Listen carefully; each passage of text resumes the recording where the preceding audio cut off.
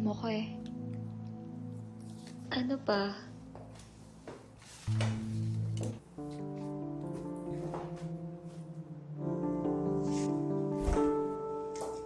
Pwede dito.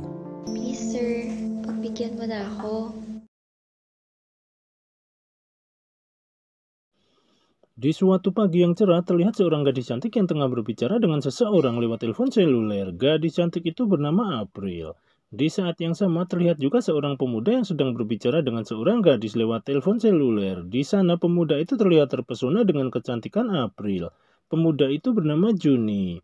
Tak berapa lama, terlihat April yang menemui seorang pria ganteng bernama Sanchez. Ternyata mereka hendak membicarakan masalah bisnis di sana.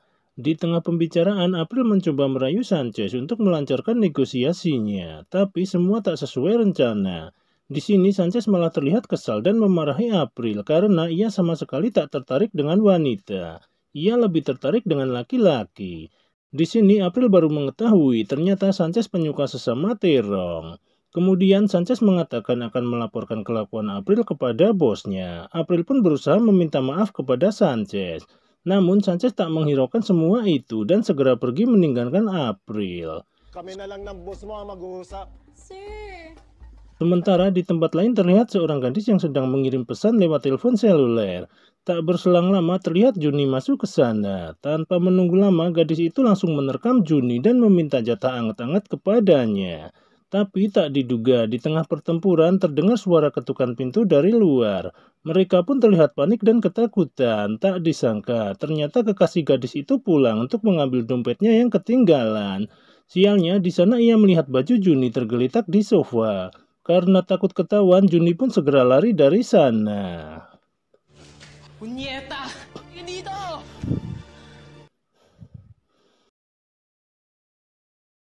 Scene berganti, di malam harinya terlihat April yang sedang berada di sebuah resto. Di saat yang sama tiba-tiba handphonenya berdering. Ternyata kekasihnya yang bernama Mark menelponnya.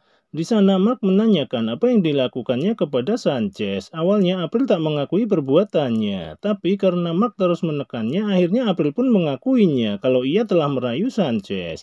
Mark pun terlihat sedikit kesal kepada April karena Sanchez telah melapor kepadanya dan ia meminta untuk mengeluarkan April dari proyek mereka. Di sini saya jelaskan, April adalah karyawan Mark di perusahaan milik ayahnya. Namun karena April adalah kekasihnya, Mark pun berusaha memperjuangkan April untuk tetap bisa bekerja di sana. Di saat April sedang merasa kesal dengan situasi yang dihadapinya, tiba-tiba Juni kembali muncul di hadapannya. Di sana Juni memperkenalkan dirinya kepada April. April pun menyambut Juni dengan sangat terbuka. Kemudian mereka pun terlihat semakin akrab mengobrol. Tak berselang lama mereka pun beranjak menuju kolam renang. Di sana mereka kembali mengobrol tentang kehidupan mereka. Di sana April menceritakan tentang situasi yang sedang dihadapinya. Tapi di tengah obrolan tiba-tiba April membuka pakaiannya dan masuk ke kolam renang. Juni yang melihat kemolekan tubuh April pun langsung menyusulnya dan entah apa yang ada di benak mereka. Tiba-tiba mereka mengadu onderdil di sana.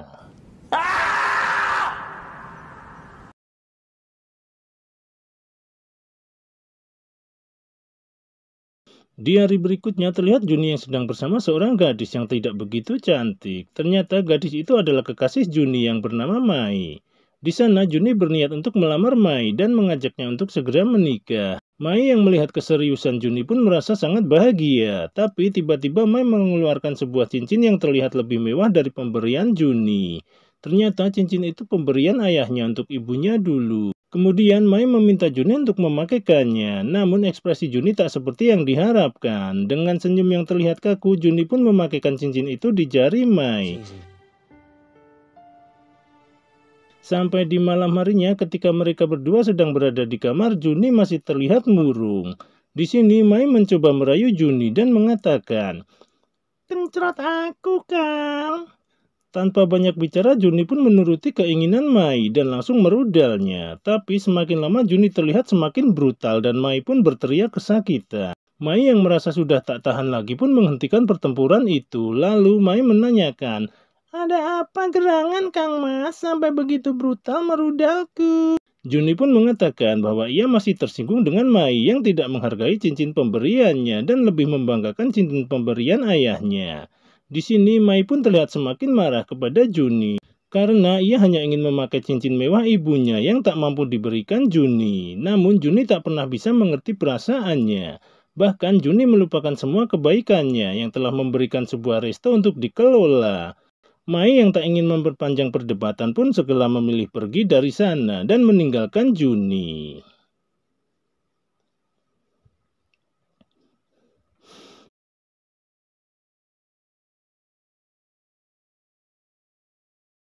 Di malam berikutnya terlihat April yang menemui Mark di tempat kerjanya. Di sana Mark hendak membicarakan tentang proyek yang akan mereka kerjakan. Tapi bukannya fokus membahas proyek itu, April malah mencoba menggoda Mark. Awalnya Mark selalu menghindar dan meminta April untuk fokus membahas pekerjaan. Tapi tiba-tiba April melepas dan melemparkan segitiga bermudanya kepada Mark. Akhirnya Mark pun terpancing godaan April dan merudalnya dengan berbagai jurus. Tapi sialnya di tengah pertempuran seorang security muncul dan melihat mereka. Dengan rasa malu security itu pun pergi dari sana dan mereka berdua pun segera mengakhiri pertempuran mereka dalam keadaan setengah kopling. Kemudian April mengajak Mark untuk makan malam keluar. Tapi di sini Mark menolak ajakan April karena ia harus menyelesaikan suatu pekerjaan. Tanpa sepengetahuan Mark, akhirnya April pun menghubungi Juni yang ternyata sedang berada di restorannya yang berada tak jauh dari sana. Mengetahui itu, April pun segera meluncur menemui Juni. Sesampai di sana, Juni menghidangkan masakan spesialnya kepada April. Close na yung restaurant. Nothing much.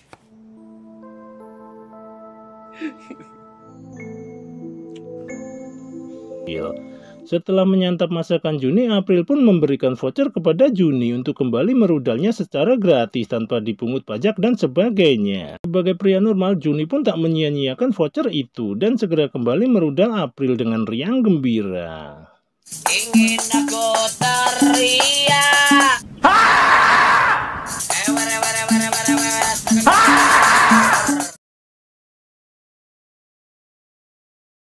Scene berganti. Esok paginya terlihat Mark dan April yang sedang berada di kantor. Ternyata di sana mereka berdua sedang mengikuti rapat pembentukan tim untuk mengerjakan proyek perusahaan mereka. Di sini April merasa kaget karena bukan ia yang ditunjuk menjadi pimpinan proyek. Padahal April merasa ia yang telah menangani klien. Namun perusahaan malah menunjuk orang lain sebagai pemimpin proyek itu. Setelah semua orang pergi, April pun marah kepada Mark dan meminta Mark untuk menjadikannya pimpinan proyek. Namun Mark tak bisa menyanggupi kemauan April karena semua itu adalah keputusan ayahnya sebagai pemilik perusahaan. Di sini April semakin kesal kepada Mark dan segera pergi meninggalkannya. Mark yang masih menginginkan April bekerja di sana pun segera mencegahnya. Namun karena April merasa sudah tak lagi dipercaya di perusahaan itu, April pun memutuskan untuk tetap pergi dari sana dan mengakhiri hubungannya dengan Mark. Mas gugustuhin ko pang magutom. Isang araw, maabot ng talino mo yung yabang mo. Setelahnya terlihat Juni yang sedang termenung sendirian di tempat kerjanya. Tiba-tiba ia mendapat pesan dari April yang memintanya untuk menemuinya. Juni pun segera menghampiri April. Di sana Juni menanyakan mengapa April memintanya datang. Di sini April menceritakan tentang apa yang terjadi kepadanya. Mendengar cerita April, Juni pun berusaha menenangkan April dan memintanya untuk mencari pekerjaan di tempat lain yang bisa lebih menghargainya. Melihat Juni yang begitu perhatian kepadanya, April pun luluh dan kembali memberikan voucher merudal gratis untuk kesekian kalinya. Tapi sial, di saat Juni sedang asik merudal apam April di mobil, Mai datang ke restorannya yang dikelola Juni. Di sana, ia menanyakan keberadaan Juni kepada koki lain. Koki itu pun mengatakan bahwa Juni sedang keluar. Kemudian, Mai kembali menanyakan tentang kondisi restoran. Koki itu pun mengatakan bahwa stok bahan baku telah habis. Mai yang merasa tak percaya pun meminta security untuk mengecek CCTV. Tak diduga, di sana mereka malah melihat rekaman Juni yang sedang asik merudal April di dapur. Dengan penuh amarah, Mai pun segera menghubungi Juni dan memintanya untuk datang menemuinya. Sesampai di sana, Juni langsung mendapat tamparan gratis dari Mai dan memakinya tanpa ada spasi. Juni yang merasa tak tahu permasalahannya pun tak terima atas perlakuan Mai terhadapnya. Namun setelah Mai menjelaskan semuanya, Juni pun hanya bisa tertunduk pasrah karena sudah tertangkap basah dan tak mampu mengelak lagi. Di sini ia hanya bisa meminta maaf kepada Mai. Namun kali ini Mai sudah benar-benar murka kepada Juni.